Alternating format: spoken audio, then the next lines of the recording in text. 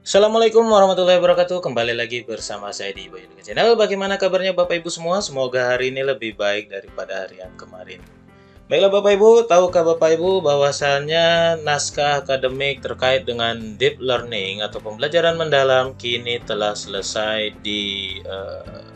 dirangkum, telah selesai diterbitkan oleh tim dari Puskurjar, Pusat Kurikulum dan Pembelajaran, tepat di bulan Januari 2025.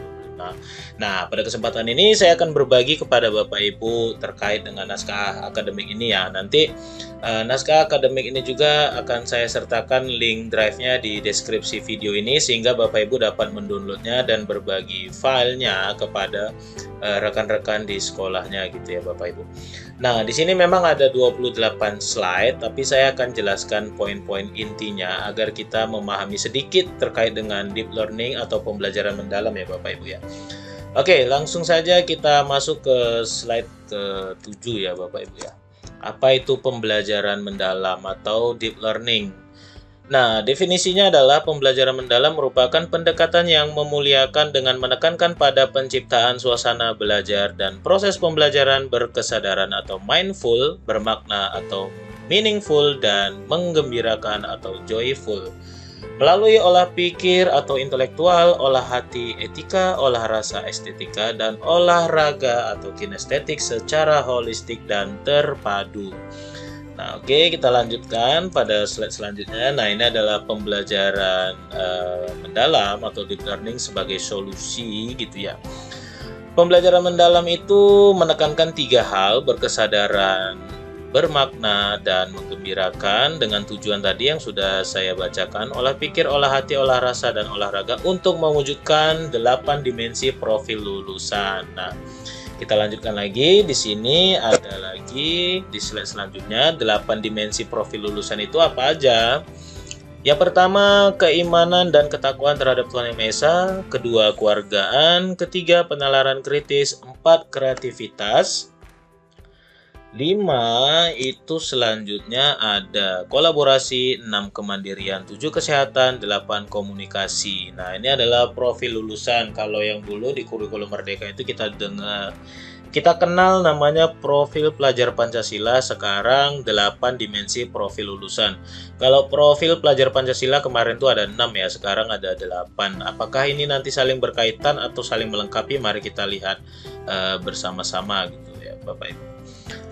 Oke, selanjutnya landasan filosofinya. Nah, kalau di kurikulum Merdeka kemarin itu landasan filosofinya hanya menggunakan KHD atau Ki Hajar Dewantara. Sekarang ditambah lagi dengan filosofi Kiai Haji Ahmad Dahlan gitu Bapak Ibu ya. Jadi semakin kompleks. Saya nggak tahu juga ini apakah kita nanti ke depannya semakin rumit, ribet, dan pusing, apakah ini semakin menopang, mendukung proses pembelajaran di kelas bagi kita guru-guru.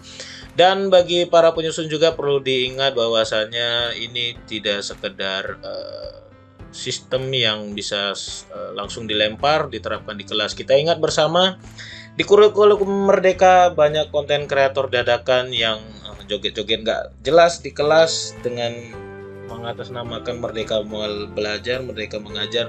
Dan saya berharap pribadi dari Bayu Dika Channel tidak ada lagi hal-hal seperti itu.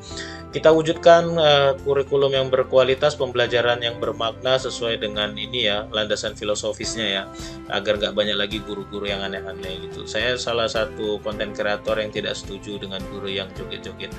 Apa sih kontennya, tiba-tiba mereka joget-joget gitu, nampilkan sesuatu yang nggak jelas. Oke, mari kita bahas di sini landasan filosofi dari Kiai Haji Ahmad Dahlan, KH Ahmad Dahlan ini. Yang pertama adalah 1, pendidikan berlandaskan tujuan hidup. Kedua, tidak sombong, gigih belajar, dan tuntas berkarya. 3, optimalkan akal untuk kebenaran sejati. 4, berani menegakkan kebenaran. 5, berbuat untuk kemanusiaan atau tidak memperalat. 5 tadi udah. 6, mengamalkan ilmu agama dengan kualitas tinggi. 7, pendidikan sebagai alat perubahan sosial menuju masyarakat berkemajuan. Nah, saya rasa ini lebih dekat-dekat sekarang kita ke apa ya Bapak Ibu ya, ke pendidikan-pendidikan yang lebih toleransi, saya harap sih begitu ya. Nah, ini dipadu-padankan dengan filosofi Ki Hajar Dewantara. Yang pertama itu pembelajaran memerdekakan tanpa pembiaran. Kedua, pusat pada peserta didik mengakui otoritas guru. Tiga, sistem Among dan Trikon atau kontinuitas, konvergensi, dan konsentrisitas. 4. Prinsip asah asih asuh. 5. Pendidikan terdiri dari peran atau sosial, pelestari kebudayaan, membangkitkan kegembiraan atau konsep taman. Nah, ini yang sudah familiar ya dengan filosofi Ki Hajar Dewantara, sekarang dipadu-padankan dengan filosofinya Pak Ahmad Dahlan gitu ya. Oke, kita lanjutkan. Di sini ada landasan teoritisnya. Teori pembelajaran mendalam atau deep learning dan pembelajaran dangkal itu dikutip dari Marton dan Salyo pada tahun 1970-an ya. 1990 sampai 2000-an itu konstruktivisme atau PBL, Project Based Learning, keterampilan abad 21, dan 2010-an sampai dengan sekarang kita akan mengenal dengan integrasi teknologi, isu global, dan literasi digital. Nah, konsep dari PM, pembelajaran mendalam ini, PM ini Bapak Ibu ya, membangun keterkaitan antara pengetahuan konseptual dan prosedural, mengaplikasikan pengetahuan pada konteks baru, dukungan experiential learning atau kolaborasi nih ya 1984 pendekatan berbasis pengalaman atau refleksi, konseptualisasi, dan eksperimen. Kerangka pengetahuannya adalah foundational knowledge atau dasar ilmu dan fakta, lalu ada meta knowledge, hubungan, pola, dan analisis, dan yang terakhir adalah humanistic knowledge atau nilai kemanusiaan dan makna mendalam dari Haig 2020. Oke, kita lanjutkan, ini sudah jelas. Kita lanjutkan, ada landasan sosiologisnya juga. Jadi ada hakikat pendidikan yang pertama, yang kedua ada peran pembelajaran mendalam. Nah, hakikat pendidikannya ini sudah jelas ya. Pendidikan bertujuan mencerdaskan kehidupan bangsa sebagai amanat alinea keempat pembukaan Undang-Undang Dasar 1945. Membangun bangsa yang majemuk menjadi maju dan berjati diri melalui perilaku berbasis nilai Pancasila dan ipteks. Ilmu, pengetahuan, teknologi, dan sains ini Bapak Ibu ya. Pendidikan holistik mencakup budaya, sistem, dan lingkungan untuk menciptakan kehidupan kebangsaan yang cerdas. Peran pembelajaran mendalam itu fondasi sistem pendidikan nasional untuk mengembangkan intelektual, moral, dan kinerja peserta didik, memadukan kesadaran spiritual, sosial, kontekstual, dan kegembiraan lahir batin, dan yang terakhir mendukung kualitas pembelajaran berbasis kultur masyarakat yang sesuai visi pendidikan nasional atau Dewantara 1967. Oke, kita lanjutkan pada slide selanjutnya. Di sini ada landasan yuridis dan empiris, tidak akan saya jelaskan.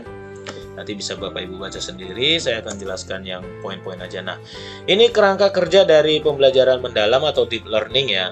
Nah, di sini ada kerangka pembelajarannya itu adalah lingkungan pembelajaran, ada juga pemanfaatan digital, kemitraan pembelajaran, dan praktik pedagogis, itu kerangkanya. Pengalaman belajarnya itu merefleksi, lalu ada memahami dan mengaplikasi. Selanjutnya ada prinsip pembelajarannya itu menggembirakan, berkesadaran, dan bermakna. Untuk dimensi profil lulusannya itu ada 8 ya. Jadi ini adalah dari kerangka pembelajaran mendalam atau deep learning. Ini tadi yang udah saya bacakan 8 itu ya Bapak Ibu. Oke, kita lanjutkan pada slide selanjutnya. Di sini ada prinsip pembelajarannya berkesadaran, bermakna, dan mengembirakan. Nah, di ini tidak akan saya bacakan, nanti bisa Bapak Ibu baca kalau udah download ya. Jadi saya akan jelaskan yang poin-poin pentingnya saja. Oke, kita lanjut pada slide selanjutnya nih, pengalaman belajarnya. Pendalaman pengetahuan atau extending knowledge itu mengaplikasikan ya. Jadi regulasi diri, self regulation itu merefleksikan dan memahami. Memahami itu ada 3 poinnya. Yang pertama pengetahuan esensial atau foundational knowledge, yang kedua pengetahuan aplikatif atau applied knowledge, dan yang ketiga pengetahuan nilai dan karakter atau humanistic knowledge. Oke, kita lanjutkan pada slide selanjutnya. Ini ada the Solo Taxonomy. Kalau dulu kita kenal taksonomi Bloom, di sini ada Solo Taxonomy. Jadi struktur of observed learning outcomes itu dari sini kita bisa lihat ya. Kompeten ini harapannya nih berarti Bapak Ibu. Di sini ada extended abstract, relational, multistruktural, unistruktural, dan prestruktural. Di sini ada bisa kita lihat ada poin-poinnya juga ya. Incompetence, one relevance aspect. Yang ini poin dari multistruktural ini ada several relevance, independence aspect. Lalu relasional ini ada poinnya integrated and into struktur. Dan yang terakhir extended abstract ini ada generalized and to new domain. Nah, ini nanti bisa Bapak Ibu apakan ya. Ini mirip dengan taksonomi Bloom. Ya, kita lanjutkan. Ada di sini taksonomi solo dan Bloomnya. Nah, kan benar dalam pembelajaran mendalam atau deep learning. Tingkat pembelajaran. Nah, ini kita lihat dari bawah Bapak Ibu ya ke atas ya, bukan dari atas ke bawah, tapi dari bawah ke atas.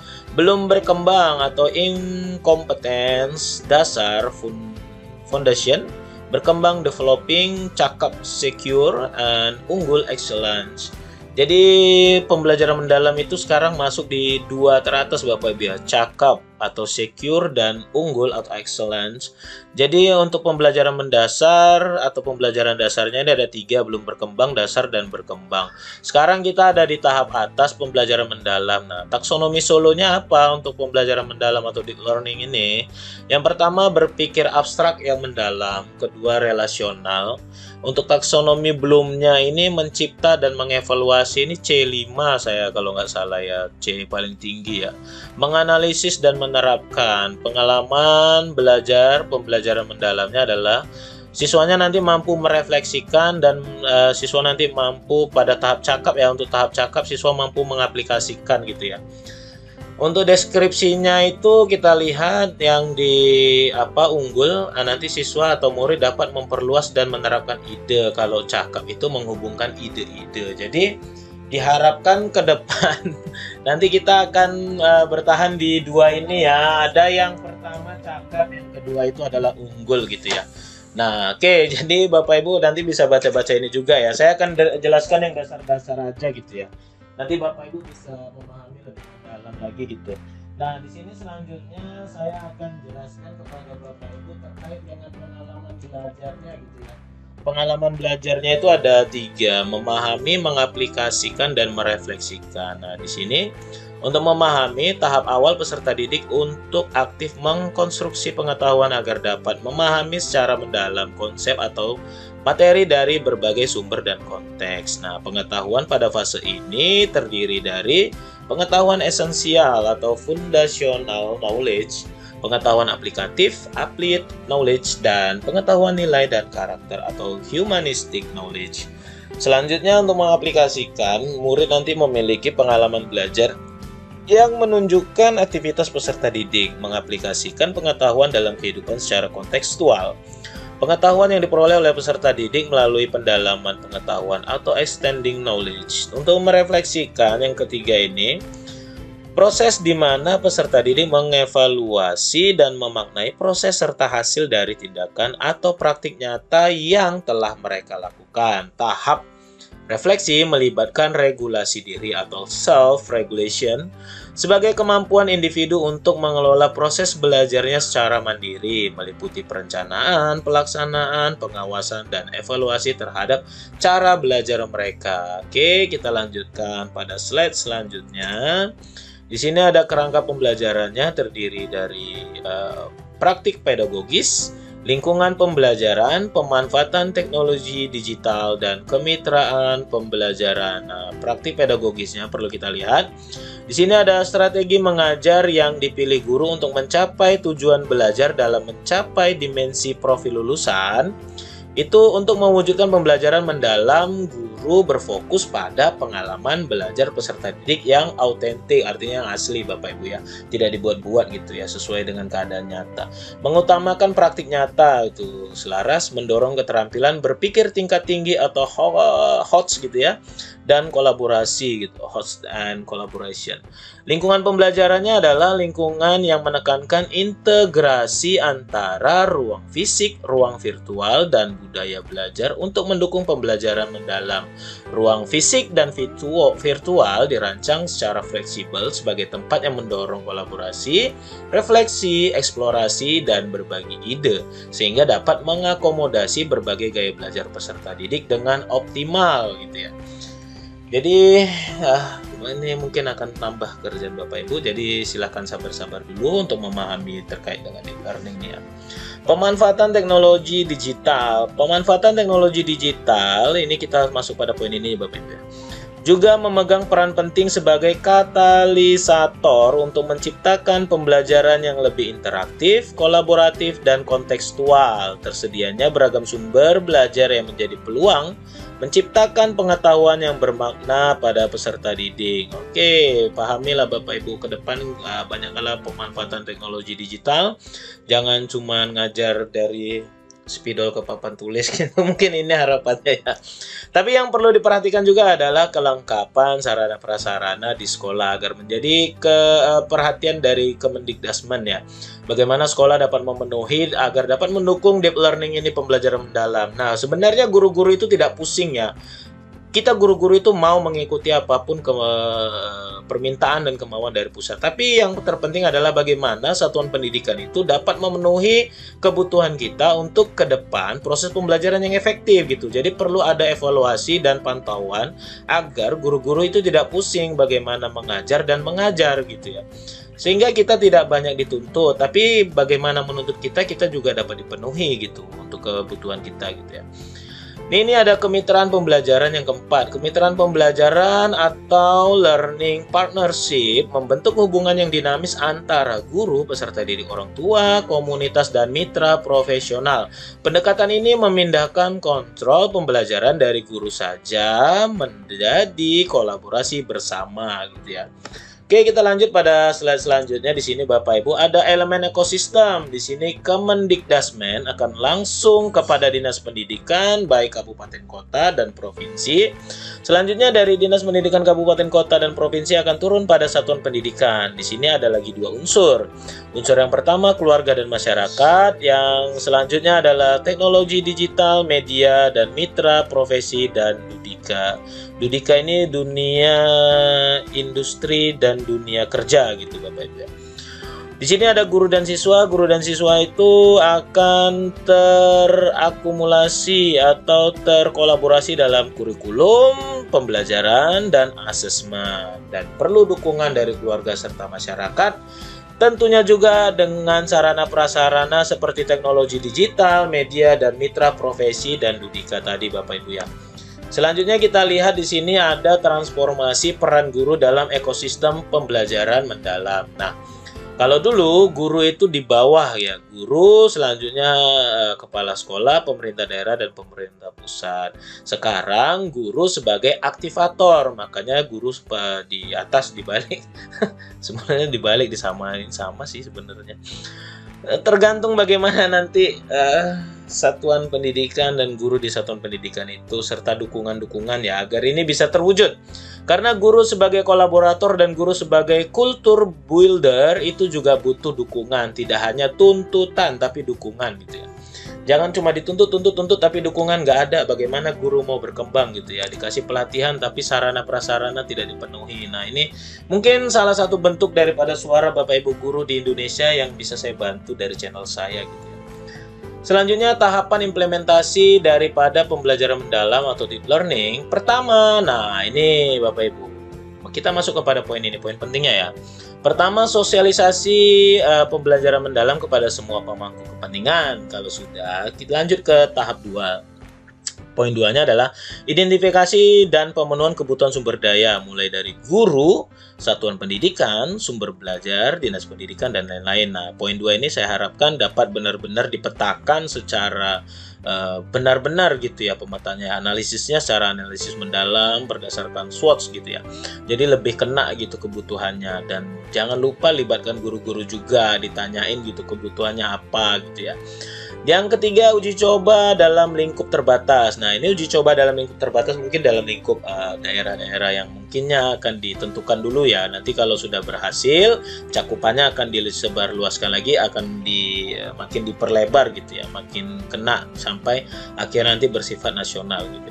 Untuk poin 4, evaluasi hasil dan perbaikan sistem. Nanti dari uji coba dalam lingkup terbatasnya akan dievaluasi dulu hasilnya. Selanjutnya sistemnya diperbaiki, dan selanjutnya yang kelima, penerapan pembelajaran mendalam secara luas.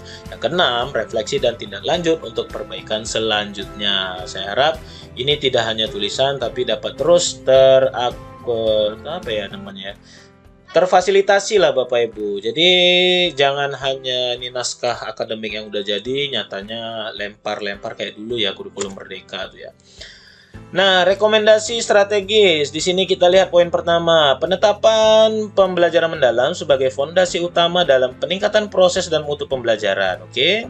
Yang kedua, penerapan pembelajaran mendalam itu pada setiap jenjang pendidikan perlu didukung oleh lingkungan pembelajaran yang kondusif. Nah, ini penting. Lingkungan pembelajaran yang kondusif itu di mana peran guru itu lebih dioptimalkan, guru didukung, tapi guru jangan sampai ditekan. Karena guru itu adalah pilar utama dalam menyampaikan pembelajaran mendalam. Karena mereka nanti adalah orang yang akan juga menerima pelatihan-pelatihan. Ini tentunya juga harus menjadi perhatian bagi instansi Kemendikdasmen. Bagaimana pembelajaran yang kondusif itu tidak hanya pembelajarannya aja yang kondusif, tapi jiwa saya lupa. Pokoknya bagaimana pola pikir gurunya juga dijaga agar tetap waras gitu. Itu tanda kutipnya adalah bagaimana guru-guru didukung secara penuh gitu. Jadi selanjutnya kemitraan pembelajaran yang luas dan bermakna, dan terakhir pemanfaatan teknologi digital yang efektif. Oke, ini nanti mungkin akan banyak pelatihan bagi Bapak Ibu guru di tahun 2025 nih ya. Karena di Instagram juga ada, saya lihat tiba-tiba naskah akademik ini lahir, tiba-tiba ada pula pelatihan untuk merancang RPP untuk pembelajaran deep learning pakai AI. Nah, itu udah satu step di atas dari Kemendikdasmen. Saya harapkan nanti itu benar-benar dapat menjadi dapat jadi pandangan secara positif gitu ya. Jangan sekedar pelatihan yang tiba-tiba ada berdasarkan kebutuhan yang ada gitu ya. Poin 3, kita lihat perubahan profil pelajar Pancasila yang terdiri atas 6 dimensi yang saya jelaskan di slide sebelumnya menjadi profil lulusan dengan 8 dimensi. Nah, jadi dengan judul perubahan profil pelajar Pancasila untuk pembelajaran mendalam atau deep learning, maka tidak ada lagi yang namanya profil pelajar Pancasila. Yang ada sekarang adalah profil lulusan dengan 8 dimensi. Nah, ini perlu kita pahami nanti bagaimana cara memahami dan penerapannya di kelas bagi peserta didik Bapak Ibu di satuan pendidikannya masing-masing. Poin 4, penyelarasan antar peraturan perundang-undangan terkait dengan standar nasional pendidikan, kurikulum, buku teks pelajaran, proses pembelajaran, dan yang terakhir adalah asesmen gitu ya Bapak Ibu ya. Yang kelima, pengalokasian 10% dari jam pelajaran untuk pembelajaran mendalam interdisipliner. Nah, ini saya juga belum paham ini bagaimana maksudnya nih pengalokasian 10% dari jam pelajaran untuk pembelajaran mendalam interdisipliner. Kita lihat nanti bagaimana penjelasan lebih lengkapnya Bapak Ibu ya. Yang keenam, penataan ulang materi esensial dalam capaian pembelajaran. Oke, berarti kita akan bertemu dengan rombakan-rombakan dari CP lagi Bapak Ibu terkait dengan pembelajaran mendalam atau deep learning gitu ya. Kita masuk pada slide selanjutnya, rekomendasi strategis. 7, peningkatan kompetensi guru. Nah, ini yang ditunggu-tunggu, pasti ada. Yang buat Bapak Ibu akan bertemu lagi dengan pelatihan-pelatihan yang baru saja, dan mungkin belum seluruhnya memahami dan menyelesaikan kurikulum merdeka. Sekarang harus peningkatan kompetensi guru ataupun pelatihan nantinya terkait untuk pembelajaran mendalam atau deep learning gitu ya. 7.A, program pelatihan terintegrasi, pendampingan atau pembimbingan tentang pendekatan PM, pembelajaran mendalam atau deep learning. Nah, poin B, ini mahasiswa calon guru diseleksi secara ketat. Nah, ini tidak akan saya jelaskan. Ini berkaitan dengan PPG gitu ya. Nanti yang saya jelaskan ini dari poin 7 terkait dengan 7 di poin E. Poin E-nya revitalisasi fungsi guru inti atau master teacher. Wah, di setiap klaster satuan pendidikan yang memiliki tanggung jawab dan pengembangan profesionalisme guru di wilayah yang menjadi tugasnya. Nah, saya harap siapapun orang-orang yang nanti akan menjadi guru inti atau master kelas ini tentu master teacher ya di setiap klaster satuan pendidikan ya. Kalau kita sebutnya gugus sekarang klaster gitu ya, klaster makin keren sebutannya gitu. Jadi nanti tentunya memiliki peran penting yang memahami karakteristik guru di klaster satuan pendidikannya begitu ya. Bukan yang hanya asal tunjuk sehingga nanti peran dan tanggung jawabnya tidak dapat tercapai sesuai dengan kebutuhan yang akan tentunya dijalani gitu ya. Jadi jangan udah sini aja tidak, tapi harus orang yang benar-benar kompeten gitu ya. Selanjutnya pemberdayaan komunitas belajar. Nah, komunitas belajarnya ini masih ada, jadi pemberdayaan, dan saya harap komunitas belajar ini dalam bentuk pemberdayaan bukannya adalah komunitas belajar yang latah di mana ada kegiatan baru mengadakan, tapi benar-benar mengadakan sesuai dengan kebutuhan, tidak lagi asal dengan kegiatan gitu ya, asal ada foto dokumentasi gitu ya, tapi lebih bagaimana sih mengintegrasikan hal ini sesuai dengan rekomendasi strategis ini gitu ya. Pengurangan beban mengajar. Nah, ini saya belum paham bagaimana pengurangan beban mengajar, karena kalau kita bahas dengan pengurangan beban mengajar tentu ini akan berkaitan dengan Dapodik juga, berkaitan dengan jam mengajar Bapak Ibu juga yang menjadi syarat penerima sertifikasi 24 jam mengajar gitu ya.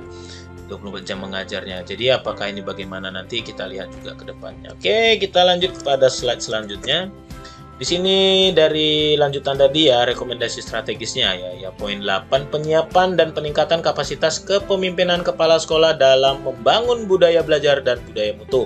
Saya harap ini juga menjadi poin penting dalam pemantauan dari Kemendikdasmen ataupun juga Dinas Pendidikan Kabupaten Kota serta provinsi, bagaimana kepemimpinan kepala sekolah itu nantinya dapat menjadi orang yang tentunya merangkul guru-guru gitu ya, mendukung guru-guru ya, karena membangun budaya belajar dan budaya mutu itu guru-gurunya perlu didukung dan dirangkul gitu, bukan ditekan, bukan ditakut-takuti gitu. Nah, kalau ingin berhasil pembelajaran mendalam deep learning ini, tentu guru-gurunya juga harus diperhatikan gitu ya, terkait dengan kesejahteraan sosial emosionalnya gitu. Sosial emosional guru-guru juga perlu diperhatikan agar guru-guru dapat bekerja secara utuh dan penuh gitu ya.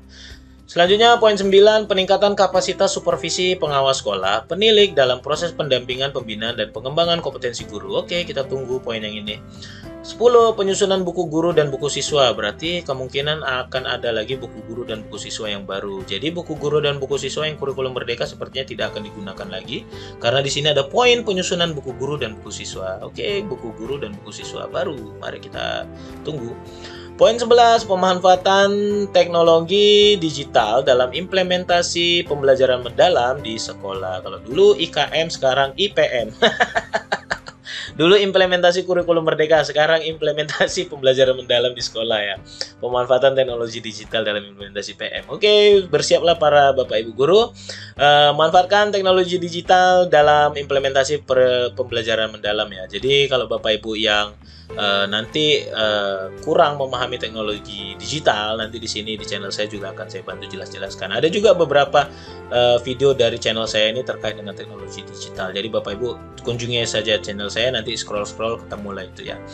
Poin 12, pengembangan asesmen formatif dan sumatif dengan penekanan pada asesmen otentik dan holistik. Otentik ini adalah yang nyata, yang asli, tidak dibuat-buat, dan holistik ini menyeluruh gitu ya. Bagaimana kita dapat mengakomodir gitu ya penilaian secara holistik itu, bagaimana siswa yang apa namanya sebutannya berkebutuhan khusus itu juga dapat masuk ke dalam sistem ini gitu tanpa dibeda-bedakan, tapi difasilitasi gitu ya. 13. Penyusunan panduan penyusunan panduan mekanisme dan prosedur monitoring dan evaluasi implementasi PM. Nah, ini yang poin penting saya rasa ya, karena dulu di kurikulum Merdeka itu tidak ada sistem begini gitu ya. Ada penyusunan panduan mekanisme dan prosedur monitoring dan evaluasi. Di kurikulum Merdeka itu tidak ada monitoring dan evaluasi. Banyak guru-guru yang bingung, sehingga kebingungan itu tidak terpetakan lagi gitu ya. Hanya dipetakan yang belum dan yang sudah melaksanakan gitu ya. Dan saya berharap itu tidak terulang lagi gitu. Jadi dalam IPM ini, bukan IKM lagi ya, IPM, implementasi pembelajaran mendalam, saya harap diperhatikan benar gitu ya Bapak Ibu para pemangku kebijakan gitu ya, terkait dengan kesejahteraan sosial emosional para guru di sekolah, bagaimana sarana dan prasarana mereka itu dipenuhi, didukung, dirangkul gitu ya. Kalau guru-guru kita itu didukung penuh, apapun yang diberikan ke kita, kita itu selalu siap gitu ya, agar menjadi pembelajaran yang bermakna. Tadi ya ada 3, saya lupa juga. Jadi Bapak Ibu silakan download ini di deskripsi video saya. Oke, mungkin ini udah habis ya. Mungkin hanya itu saja yang bisa saya sampaikan. Semoga penjelasan saya kali ini dapat bermanfaat. Jangan lupa kepada Bapak Ibu agar dapat men-share video ini kepada rekan-rekan lainnya, agar dapat membantu mereka dalam memahami naskah akademik terkait dengan IPM ini, implementasi pembelajaran mendalam atau deep learning. Dan jangan lupa juga untuk like, subscribe channel ini agar dapat terus berkembang dan membantu pekerjaan Bapak Ibu di sekolah dan juga memahami hal-hal terbaru di dalam dunia pendidikan. Demikian apa yang bisa saya sampaikan. Assalamualaikum warahmatullahi wabarakatuh. Bayu Andika Channel mohon pamit.